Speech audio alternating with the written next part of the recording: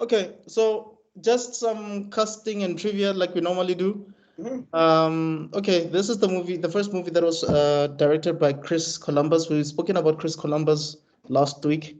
But yeah, it came out in the year 2001. And it has a running time of 152 minutes.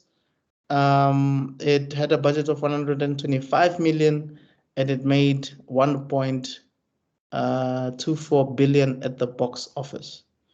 And the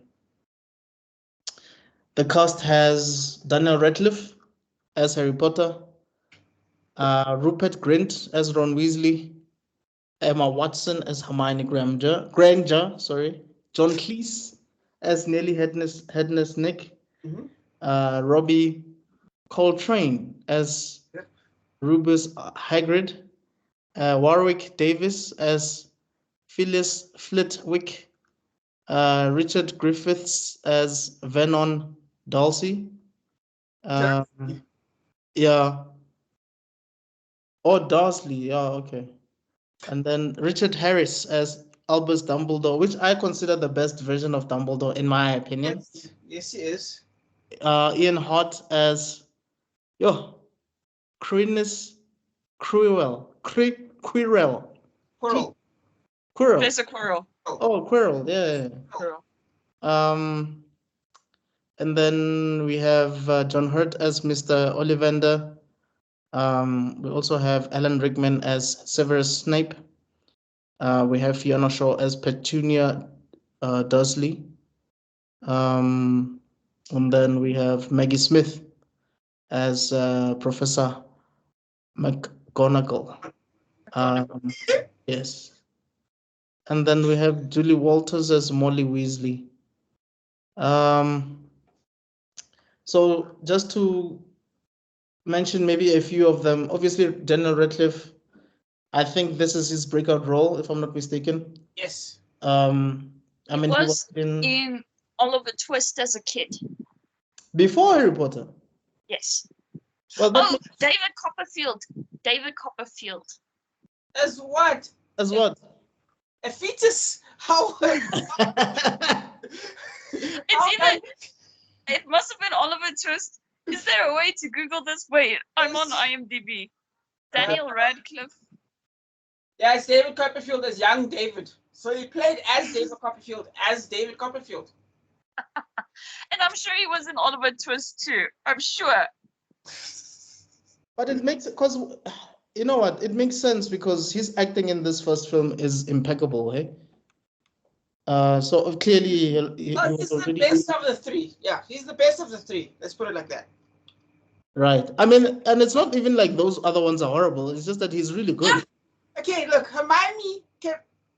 They told Hermione to open her mouth a lot and pronounce her words really hard. Do you know what I mean? I think that was deliberate because she was smart. I could be wrong though. I was talking to my best friend today that we're doing this podcast thing, and she's like, I was just thinking about like how their acting has changed through the years, that they were so cringy in the first one. The first one, they are cringe. I'm Hermione Granger. Granger. And like she like the vowels. I don't know, man. I love the young Hermione the most. They're kids. They're the They're good. By the way, you've got dirt on your nose. Like like she's like, do you know? I think that was deliberate because she's a smart character, so obviously she has to be a bit pompous or whatever. I don't know. You know she's a smart character when they slam the book down. Like here for some light reading. Yeah, light, and then she looks at Ron like. That was one of the dirtiest looks I've ever seen another human being give. Like that was a grown-ass woman look. It's one of my favorite looks in film.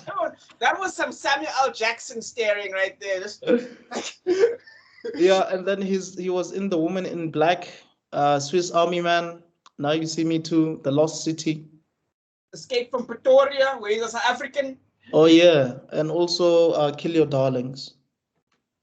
Yes. And then Weird Al Yankovic in the musical Weird Al, the Weird, the Unconvict story. I think it's about that guy who does parody music. Yes, it's the parody guy, and it's a parody documentary. Yes, yes. It's very meta. And I then have something to show you guys. I'll be Okay. right back. It's kind of a collectible. Well, it is. Because you'll see, and it's to do with this. Okay. Also, I'm wearing shorts, so I just want to Oh. think of this. Okay. Okay, I'll be right back. So I want to make it a different video. That was like an invisibility cloak moment. Yep.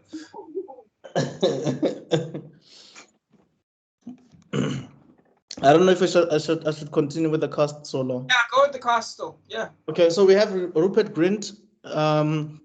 He was in Thunderpants, Driving Lessons, Cherry Comb, Wild Target, Moonwalkers, Into the White, Mojo, Sick Note. I don't know if you've watched Sick Note. It's funny. It's really good, actually. Yeah. Charlie Countryman. Sick Note is really good. I enjoyed it. I think his last role might be Knock in the Cabin, maybe? I don't know. Pardon? A Knock at the Cabin might be his biggest movie, I think. A Knock in the Cabin. Yes. Is that the one with Batista? Yes, with Batista, yeah. Oh, he was in it? Back. Yes. He's one of the people. He's one of the 4 people. Oh, I didn't realize. Okay, then I guess it wasn't that big a role then. Wait, wouldn't Ron Weasley be his biggest role? Well, obviously, I'm talking about outside of Harry, of course. Oh, no, I haven't watched that movie yet. That's why I didn't realize. Oh, okay. Oh, okay. Yeah. And then you have Post Emma Watson. Oh, yes. I think she's probably considered to be one of the most beautiful women in Hollywood. Am I lying? I feel like it's changed, but and maybe in the last 5 years ago, I feel like yes. No question, no doubt. Yeah. Oh, because now you have people like Emilia Clarke and Florence Pugh and. But so many people. Hey, dude, the list never ends. Eh? There's always new people coming in. And I feel like Luna Lovegood has turned things around. like she is beautiful, dude. Is it? Yeah. Gosh, I wonder if I can. God, and she won't be in this movie. I'll have to find her in a different one. In the later ones, yeah. Exactly. So obviously she was Belle in Beauty and the Beast. Yes. She was in Little Women. If you say. She was in. What's that movie? Is this is the end? Yes, that's the funniest role. That is her funniest role. She was also in I think it's called the Circle. Yeah, the Circle. Was she in the Circle? And the one about where the people rob the celebrities' houses, and she was a party girl. Are you sure? I know she's talking about. It's what the hell is it called again? I really liked it. I don't know. There's Bling Ring. I don't know if this is the one. Yes. About. Yes. Bling Ring. That's it. Oh, okay. And then the Perks of Being a Wallflower. The Perks of Being a Wallflower. That's the one I know her most for. Yes. Oh, and then Ballet Shoes. And then she was also in My Week with Marilyn. So, yeah, that one did too well. Yeah, Bling Ring. She was in there. Oh. I wonder who the richest one is between the 3. Hey, because I feel like she probably is. Well, Emma, she ditched acting to do to study a degree. I know that. That's why you haven't seen her that much. Yes. A lot of charity work. I feel like I want to say it's Harry. It's Daniel, no? Yeah, I think it's Daniel. Because I think she might be number 2. The reason I think she might be number because that Beauty and the Beast gig was not a joke at all. Yeah. Like she made a lot of money from that one. Yeah, definitely. Yeah. But I feel like that was one movie, and like in terms of consistency, Harry has actually had a lot of big roles. I mean, yeah, no, 100%. Without a shadow of a doubt. Movies, but definitely in terms of continuous work. Yeah, but I don't think any role that he's gonna play will ever eclipse Harry Potter. Eh? Well, it's a bit unfair to compare the two, but at the same time, it could. I mean, look at Harrison Ford. Like, I feel like Daniel Radcliffe should have been our generation's Harrison Ford if you think about his reign. Oh, right. I mean, Yeah. But now it seems like they're trying to make Tom Holland that, right? Holland. The thing is, everything he's done is flopped. Have you seen, like, someone did a thing Yeah. of IMDb No, where it's like one fresh and then everything else is rotten. It's horrifying. it's like Spider-Man is his biggest role, but I think if those movies did not flop, then he probably would have been Oh no, either a Tom Cruise or a Harrison Ford of our time. he's post-alcohol Robert Downey Jr. If his movies didn't suck. Yeah. Even Uncharted, which is a home run, that's me throwing the ball underarm at you, and you have to hit it, and then you miss. And it sucked still. Dog, everyone sucked. Jeez. Ugh. Why would you?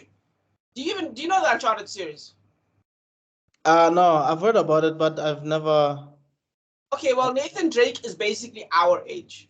Do you know what I mean? And Tom Holland looks like a young kid the whole time. So, having us do young Tom Holland, dog, okay, there's one way where it could make sense. Because you see what happens, right? In the fourth game, like, it turns out that Nathan Drake has a younger brother, right? And they do a couple scenes of him and the younger brother before the younger brother disappears, right? Right. They could have maybe done that, but they didn't do that. They tried to do Uncharted 1, but with the younger. They were like, we don't trust our audience, so let's have a super young person be the lead character, and that'll be fine. And it didn't work.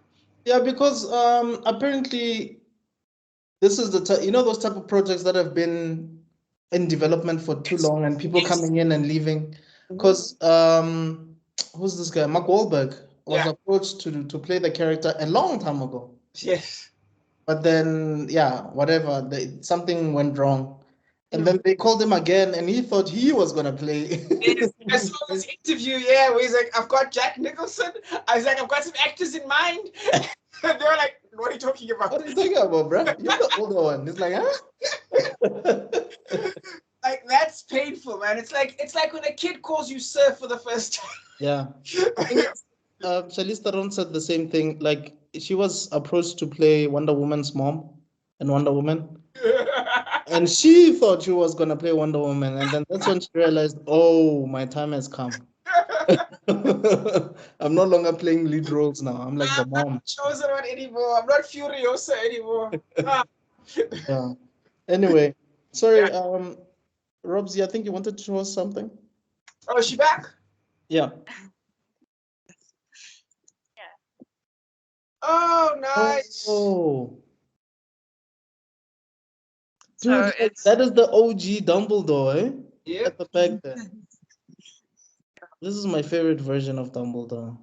Yeah, he was so loving and caring. Also, this edition came out in, it says 1997, but it also shows 2000. So wow, when did you get that? Did you get it when you were a kid? First edition. I think I got it like a long time ago. I think I got it when the book just came out. I would get it like after each year. And I've got a lot. I'm missing the fifth book, and I've got the second book that's got the original cover. I have a different edition of the third one.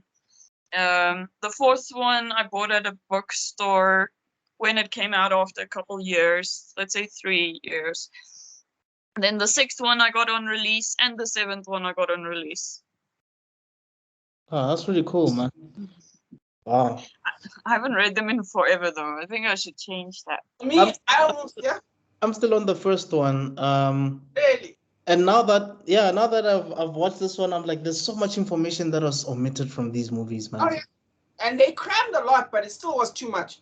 It's so funny. I started on the fourth book, and I went from there till the end. I almost failed my exam, my grade 11 exams, because I was reading every single book instead of studying. So I would read until 4 o'clock in the morning. Then it's time to write. I understand. I've been through something similar when I was reading Death Note, the manga. Oh, yeah? I was supposed to... I had my last course, marketing concepts. and I failed it because I was busy reading. I was busy reading about L and Yep. Ira and.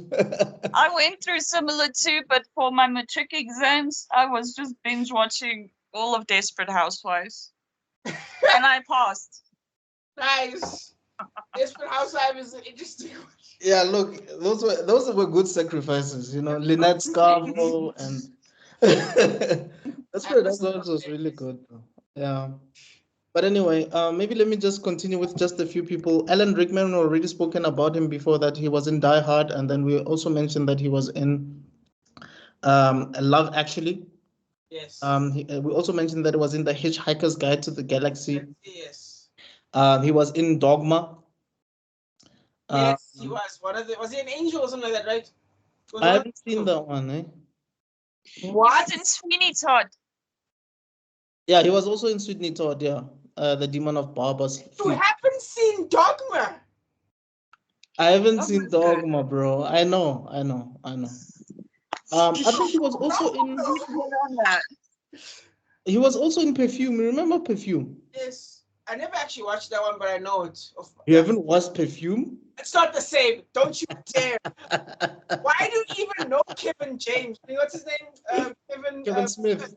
Why? Like, that's his movie. I know. And this is when Affleck and Matt Damon were doing their own movies. Remember, like Yeah. after they won Good Will Hunting, they started doing like their own films, which is something that they're doing now. Funny enough, like after they released Air, they're going back to that now because they have a production company or something like that. I don't know. Yeah. All these actors have production companies. Yeah. Will Smith has his own one where he's got the license for Karate Kid. Is it Overbrook? I think that's what it's called, yes. And then the more interesting one that I saw was Scarlett Johansson has her own one. I forgot what it's called though. Shit. I think Drew Barrymore had Sunflower Films or something like that. I think so, yeah. But the IPs they have is what's interesting. You know what I mean? Like they'll have some really IPs. Because I think Drew Barrymore had Charlie's Angels for a while. Ooh, I did not know that. Yeah. I could be mistaken, but I think she's the one. She was like the Right. behind the Charlie's Angels thing. And then obviously you have Adam Sandler with Happy Madison. Yes, Happy Madison. I think that's probably the biggest one. I think out of all of them. Like that man, just Netflix money, just in the vein. Hey, dude. Yeah. No, he's doing amazing stuff, man. I feel like he's like the Leon Schuster of America, though. You know, yes, he is. Right? Leon Schuster's like, you know what? Let me just put on some makeup and just go do something. And then Adam Sandler's like, you know what? Let me just get some friends and go do something. Yeah. I'm just gonna go to the same guys from SNL. Yeah, exactly. Yeah. Yeah. Class of 1990. Come, guys, let's go make a movie. Exactly. And then the lady who plays Professor McGonagall, I think she's in Abby is the biggest one, I think. Downton Abbey, right? Yes. Yeah. Biggest one. Just give me a sec. Maggie Smith, Downton Abbey, My House in Umbria, the best exotic marigold hotel. Yes. The Secret Garden. She was in Othello. She was in Hook. Remember Hook? Yes, the mother. Yes, she was the mother in Hook. Yes. Death on the Nile, but the 1978 version. Yeah, which we still need to do a comparison show. Remember, we still have to do that. Yes. Yeah. I think Italian Job is one of the stuff that we said we were gonna do. Yes, the Italian Job, the Crusoe movies, so Death on the Nile, and the other one. Orient Express, so we have to do that as well. Oriental Express, yes. Oriental Express, yes. Exactly, because remember, it's not Crusoe. Is it Crusoe, right? Yeah, it's all the same. Death on the Nile and Orient Express, same franchise. Yeah. Yeah. Okay. So yeah, I'm not sure if. Oh, and then you have Julie Walters. Julie Walters plays Ron's mom. She was in Mamma Mia. She was in Paddington, Calendar Girls. I want us to do Calendar Girls actually for some reason. Pick Up Your Ears. Oh, prick up your ears. Personal services. West End. Yeah, I think most of them are British, eh? Yeah, of course. Yeah. Yeah. They keep it in the family, the Brits, sometimes, yeah. And then I see that here, they say that Walters, Helen Mirren, are the only two actresses to have won an award 3 consecutive times. Walters is tied with Judi Dench for the most nomination in the category with 7. I just don't know. Wait, I just want to see. And where's Meryl Streep in all of this? No, I think this is because, I mean, Are these BAFTAs? the 3 people that I've mentioned here are British. Yes, the BAFTAs. The British Academy Television Award. Yeah, BAFTA. Yeah. Yep. So, yeah. I think that should suffice, right? Yeah, that should suffice. I think there's only one person that I just want to mention. It's Richard Griffiths. He's the one that plays Harry's guardian. Ah, yes, yes. Yes. He was in Chariots of Fire. There's also Zoe Wanamaker was Madam Hooch. She was in My Family. Yeah. Yes, and funny enough, I've been wondering where she has been in the other movies because she was only in the first one. Yeah. You never see Hooch again, I guess. Yeah. Oh, that's so true. I've been bothered by that thing for decades. Because I loved her in My Family, you know what I mean? She's amazing in My Family. I grew up on My Family, yeah. Yeah, me too, man. And then we have Warwick Davis. He played an Ewok, Wicket the Ewok.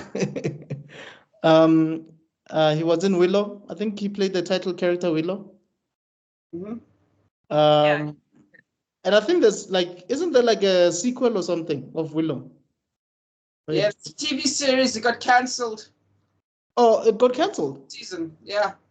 Not only did it get cancelled, it got kicked off of Disney Plus. So that shows how well it did.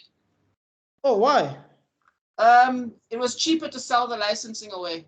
So they decided to just take it off and sell it to other companies, basically. Oh, that sucks. Yeah. Wasn't he in The Princess Bride? These are good questions. I'm not sure. Oh, but he was in the Leprechaun. Leprechaun 2, Leprechaun 3, Leprechaun 4. In space. Guys, a Leprechaun in space? Wait, aren't those stupid horror movies? I have no idea. I think it sounds like it. Yeah, those are those type of horror movies. Wasn't there one Leprechaun in the Hood? I wouldn't know. Leprechaun in the Hood. I'm telling you, that's peak horror movie right there. That's so weird. Oh yeah, you're right. Leprechaun in the Hood. It was in 2000. What the hell? And then there's Leprechaun Back to the Hood. Yeah, because it was so meme worthy that they were like, let's bring it back, guys. Let's bring it back. What the hell? That is so crazy. But anyway, yeah, guys, that's as far as we can go, I guess, because otherwise. Pardon? He's in Hitchhiker as well, actually. He was in Hitchhiker's Guide to the Galaxy. As Marvin, I can't remember who Marvin is in Hitchhiker's Guide. Oh. Yeah, who knew? But yeah, anyway. All right. Oh, he plays the android, Marvin, the paranoid android. He plays the role, but it's voiced by Alan Rickman. Oh, like he's the physical robot. Yeah, kind of like Frank Oz. You remember how Frank Oz, or maybe Darth Vader would make more sense. Yeah. All right. And John Cleese, man, he's one of my favorite people ever. I think he was in Spud. Fawlty Towers is probably the best one, but I feel like Spud is one of those books I've always wanted to read but never really got to. And then they made a movie. I'm like, I'm gonna watch the movie, and I never got to watch it. Yeah, it feels too late. You know what I mean? Like we missed it. It's not our generation anymore. Yeah. That sucks. Yep. What's the movie that you spoke about now, or the series? Fawlty Towers. Fawlty Towers. Was it a sitcom? British sitcom, yeah.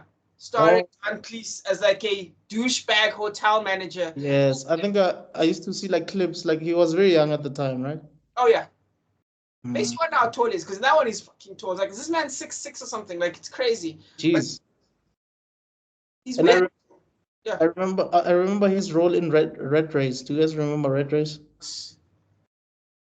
Yeah. Yes, I do. I loved Red Race. It was so funny. It introduced me to Counting Crows. Hey, now you're a rock star. No, that's not Counting Crows.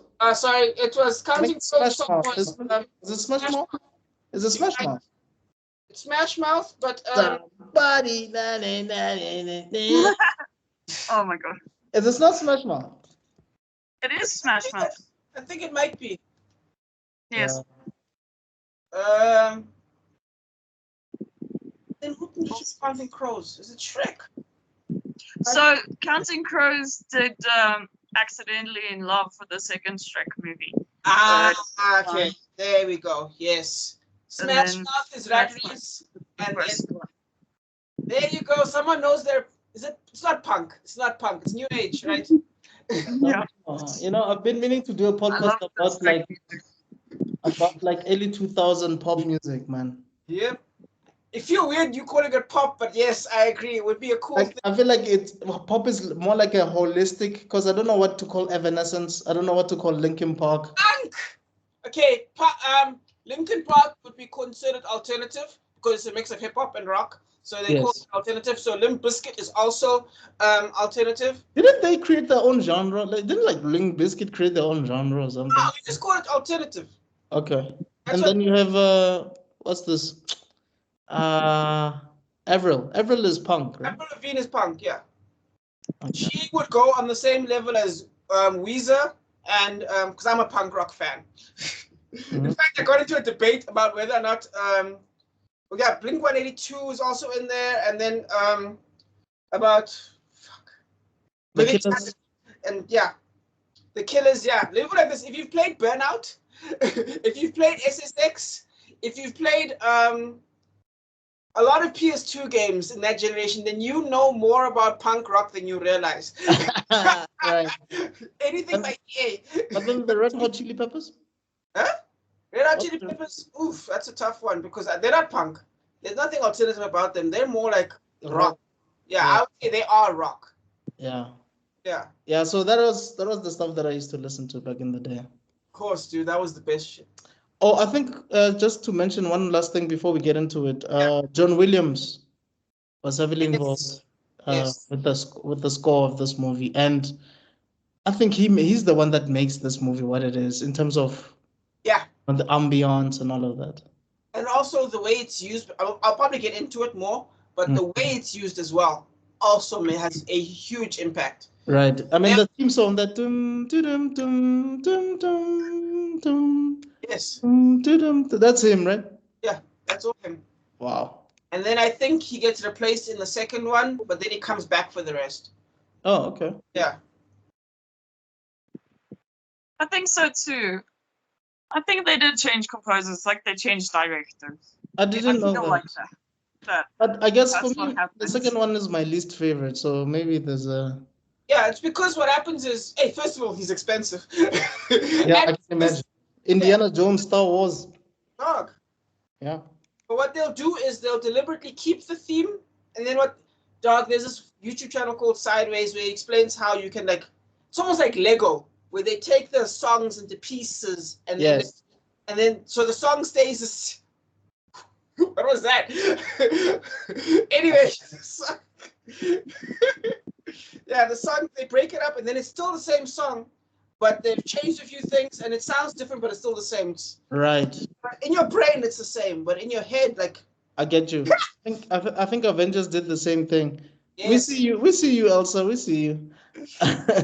I think it's the same thing with Avengers. Yes. Because I know the da da da da da da, but in Age of Ultron, it's a bit different. Yes. Slightly, yeah. But they do something similar here as well, actually. It's very clever because what they'll do is they'll cut a piece, then they'll make it slower, and they'll make it darker, and then it'll still be the same song, but because something dark is happening, it reflects it in a different way. Oh. And so you're like, okay, this is still Harry Potter, but something dark is about to happen right now. In fact, you'll kind of hear it a little bit in the opening when we start. But Would you say it's the same? No, it's not the same thing with Titanic. I feel like with Titanic, James Cameron just took the same score and that chopped it up the entire movie. yeah, I would say, I actually think James Cameron doesn't actually care about sound as much as other artists. Like, he'll be like, that sounds great. And then he's like, I just put in a CD. I didn't actually compose anything. I don't know about you two, but when I was watching this today, I could hear different voices from Daniel Radcliffe. You could tell that this was done in different takes. The reason I'm saying this is when it starts, his voice is still very soft. Like you can tell he was still young. Yeah. But sometimes in the movie, you can tell that his voice was about to break, if that makes sense. That's interesting. It's a small thing that I noticed. Yeah, I guess because the filming took a while. Yeah. And don't forget, this is actually why they hire girls to play boys. In animation. Animation, Yes. because a boy's voice will break, and the girls won't. That's like when you see Arthur, for instance, and I say, hey, what a wonderful kind of day. Hey, yeah. So Arthur, hey Arnold, Recess. Yes. Yes. They had to change voice actors a lot because of that. Yes. But then when you have something like The Simpsons, where you have what's that lady's name again? Oh crap. The blonde lady, I forgot her name now. What's her name again? Catherine something, right? Yeah, something like that. Yeah. Nancy Catherine? Yes. You're right. Yes. Yeah. She's been voicing like Bart Simpson since for the life of an actual boy. For the lifespan of an actual boy. From like birth to like adulthood. Exactly. I don't know if you guys have anything to say regard trivia wise, but I think that should cover it for now. Yeah. I do add my own stuff later on. Yeah. But Veronica Taylor. Oh yeah, Ash many years ago. She was at Comic-Con last year, but she was so interactive with everybody. A lot of my friends got to meet her. I didn't get to, but I entered the casual cosplay competition and I was gonna go on stage and I was standing in line and she was on stage and I could just I could hear Ash like meters away. It was amazing. Was she like Pikachu, Thunderbolt? Something like that. It's more like, oh, thank you for having me, South Africa, here at Comic-Con. It's really cool. My friend, Panda Mode, his name is Brainard. He's got a Ash cap, and then she signed it, and she said, Brainard, I choose you. And that was nice. awesome. That is awesome.